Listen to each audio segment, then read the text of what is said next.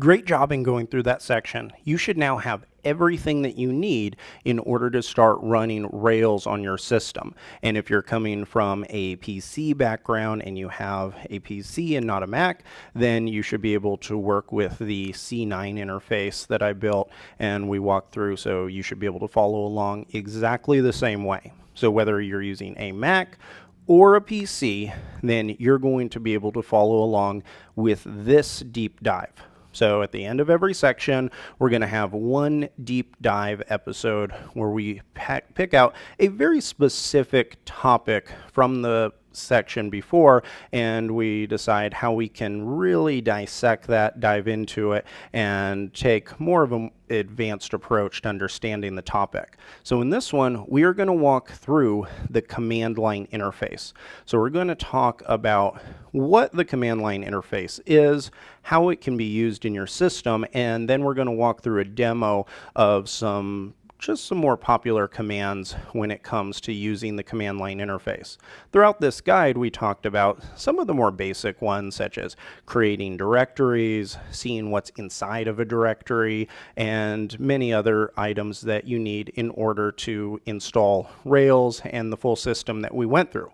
However, the command line interface is actually incredibly powerful and gives you, like we talked about, a direct pipeline where you can send instructions to your system and then have your system run those instructions back to you. Now, the command line interface is so comprehensive and has been continually built on for several decades that even in this deep dive, we're not going to be able to analyze every single thing that is available. However, what I do want to give you is more an advanced approach to how to work with it. So some of the topics we're going to talk about are how to create shortcuts in your system. The cool thing about using the terminal is that you can customize your experience however you want. If you have a number of processes that you repeat over and over again, you can actually automate your entire workflow right in the terminal. If you have a number of files, even thousands of files, where you need to make some slight changes or alterations, the terminal actually lets you do that. So you have a lot of power in it. So I want to walk through some more advanced ways that you can navigate in the system. And then also, I want to go through how you can customize and automate your workflow so that you can become more efficient and spend more time in writing code and less time trying to navigate your system. So with all of that in mind, let's dive into the code and the demo and see how we can work better in the terminal. And now I'm back in the terminal. Let's run a few basic commands. To review, if we want to see all of the items that are inside a directory, I can just type in ls, which will list everything out. Now, ls has a cousin, and that cousin is ls-a. What ls-a will do is show all hidden files. So notice that in our application here, the application I'm looking at right now, we have a few things. We have some dot files, we have .get, we have some hidden things. As you get further on in the course, you'll see that this has all kinds of various hidden files inside of Rails, some of which we'll use, some of which are items we can ignore, but there are many times where you want to see what is inside of it. Now, to clear everything out, you can do clear just like this, and everything gets removed. Now, let's say that I want to actually see everything look a little bit better. So ls is nice, but look at all of those directories sitting there. Maybe it's not a problem. I'll show you if I switch into another directory, one that has a ton of files.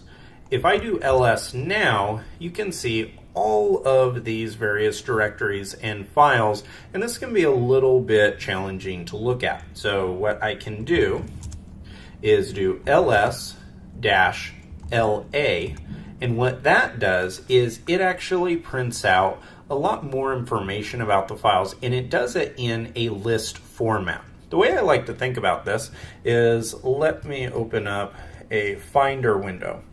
Right here, I have a list of various videos for this course along with their audio that I have. This is kind of like in list format, kind of like the way this is right here.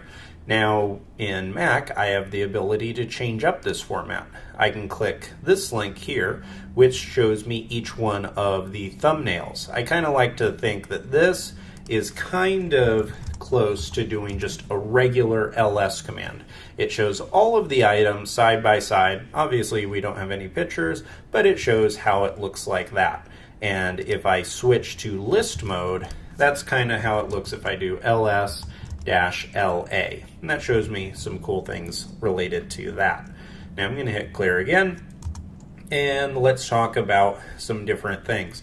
So creation and deletion. I'm going to switch to the desktop and create a new directory. So I'm going to say make directory, test directory, and change into that test directory. So as you can see, if I type ls, nothing's here. Now, if I want to create a file, I can say touch and my file .rb. So we'll create a Ruby file. Touch is how you can create a file at the command line. Now, if I type ls, this will show my file. Now, if I type ls-la, this shows the file. It also shows any hidden files here. And then additionally, it gives me some more information. So you may wonder, what is all of this content? So let's take it one column at a time. On the left-hand side, this is a set of permissions. Now, the full set of permissions, if you Google Unix-based permissions, then you'll get a million guides talking about how you can change these and everything related to that. We're not really going to use these in the course at all, but it's good to know that they exist so you're not curious about what they do. They have to deal, just to give you a brief synopsis, the R stands for read, the W stands for write, and the X stands for executable, and it gives you the ability to customize who can perform which actions on these files. Then over here we have, and I believe that right here we have ID, and then here we have the owner of the file. So my computer is named admin, so right here it says the owner of these files, in this case this one, is admin, because I created the file, so by default I'm the owner. This is the group, so right here we have a group and its staff. Yours might look a little bit different, but just so you know, the left side is the owner, right side is the group. Now, moving down the line, we have here the date that it was created. So this was created on January 3rd with the timestamp and then the details associated with it. Just in case you're wondering when you type ls-a exactly what you are looking at. Now, we can do a lot of cool things with this file. So if I hit clear, if I want to change the file name, I can say mv and my file and say my other file name .rb. Now if I type ls, this changes the file name. I know the word move or mv might seem a little bit counterintuitive. It's not the clearest thing. You'd kind of think that move would move the file, and actually it can. So if I type make directory, nested directory, now if I type ls, you can see I have a directory, and if I type in move my other file name nested directory, and then I could call it my other file name, or I could call it something else .rb. Now if I type ls, it just shows that nested directory is the only item there left. If I type ls nested directory, hit return, you can see now it says something else. Now, if you are new to the terminal, one thing that is very helpful is the tab. So if I type ls, you can see I have my directory. If I type cd and then just type the letter n, hit tab, and it's going to bring up all of my options. If I type cd nest, hit tab, you can see it gives me autocomplete, and then I can change right into that directory. I'm going to change back in the test directory by typing cd ... and now I'm back in the test directory, and I'm going to hit clear. Now, if I want to remove something, so let's say that I have a directory, and let's also say that I have another file. So I'm going to create another file by saying touch, another file.rb. Now, you can see I have another file and a directory. If I want to delete that file, I can say rm and another file, hit the enter key, and now if you look inside, we only have the directory. So that is how you can delete a file. This is the same thing as clicking in the Finder and clicking and dragging on a file and taking it to the trash. So that is pretty much the exact same thing you're doing. Now, it works a little bit differently with directories. So you can see we have our directory right there. Now, if I do rm and type nested directory and hit return, this brings up an error. And it says that nested directory is a directory, which we know, but what it's essentially saying is you're not allowed to do that because, as you can see, we have nested directory, has files in it, and this is kind of the terminal's way of saying, hey, you want to be careful because you may think you're just removing a directory, but that actually has other things inside of it. So in order to do this, this is probably one of the commands you have to be the most careful with in the entire system. And this is rm-rf, and then whatever the name of the directory is. Now, the reason why you have to be so careful with this is because you have never had a bad day like the individual who has typed rmrf at the root of their computer. The terminal is so good and it's so obedient that it will do whatever you say, even to the point of deleting all the contents of your entire computer and server and system.